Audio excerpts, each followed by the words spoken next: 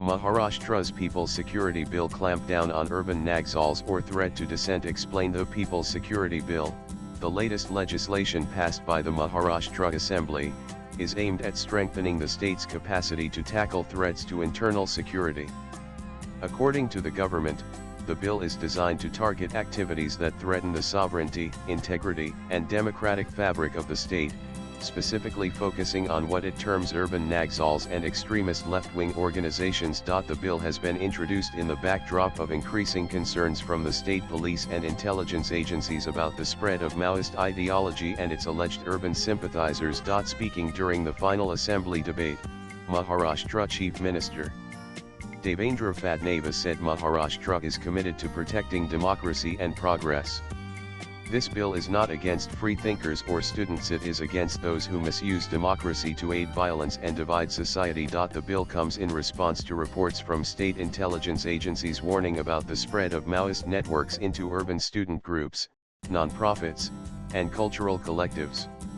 It gives the state more autonomy alongside national anti-terror laws like the UAPA to counter perceived ideological insurgency.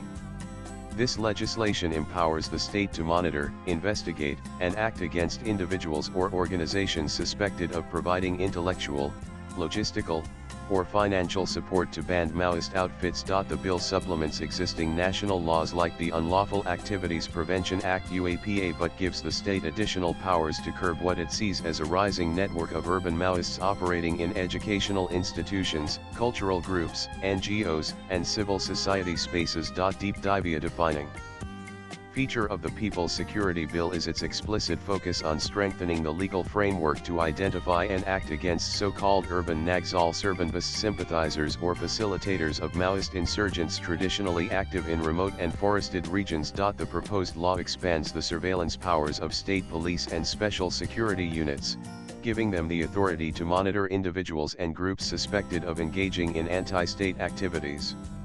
This surveillance extends to digital communications, written publications, and physical meetings or gatherings.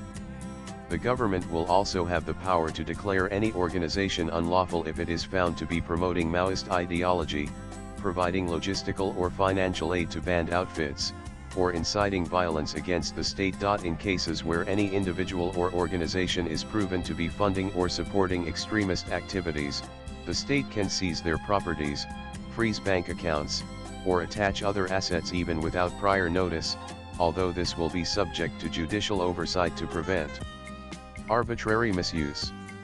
To ensure such cases do not linger in the overburdened regular courts, the bill mandates the establishment of special fast-track courts exclusively for offenses covered under its provisions. Convicted individuals could face prison sentences ranging from 5 years to life imprisonment, depending on how directly they are involved in providing armed or intellectual support to insurgent movements. Why the OPPOSITIO and the bill has triggered strong protests from major opposition parties, civil liberties groups, and left-oriented organizations that see it as an attempt by the state to clamp down on dissent and shrink the space for democratic critique. A key concern is that terms like urban Naxal and anti-state activities remain too vaguely defined in the text of the legislation, which opponents argue leaves significant room for misuse by law enforcement agencies. Many fear that these broad definitions could be weaponized to target political adversaries, student unions, critical journalists, or activists who speak up against government policies or question large infrastructure projects and corporate takeovers. Critics argue that the bill could have a chilling effect on free speech and discourage people from voicing legitimate concerns in the name of maintaining internal security.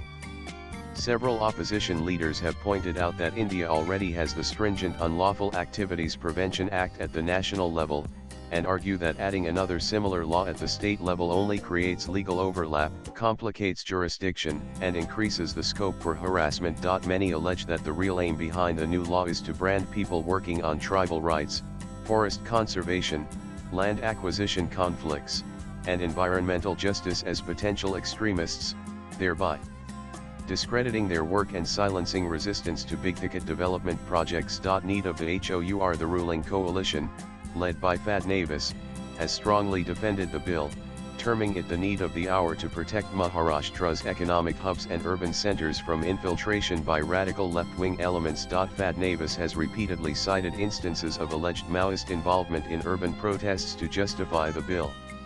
On the other hand, the Congress, left parties, and regional parties like the Peasants' and Workers' Party and some independent legislators have called it draconian. They demand that provisions be more clearly defined and judicial safeguards be strengthened to prevent misuse. While the government maintains the law is vital for public safety, opposition parties, civil rights defenders, and left-leaning groups fear misuse. Vinod Nicol, CPIM-MLA, strongly criticized the bill in the assembly, saying this is nothing but a new weapon to silence dissent. Who decides who is an urban Naxal tomorrow? Farmers, workers, students, and even Malays opposing government projects can be labeled anti-state. Critics argue the terms urban Naxal and anti-state activity are vague, opening the door to target journalists, tribal rights activists, environmentalists, or student leaders who protest big infrastructure projects or land acquisitions. Anil Parab, senior Shiv Sena UBT leader, also voiced concern, stating this is not a security bill, it is a silencing bill.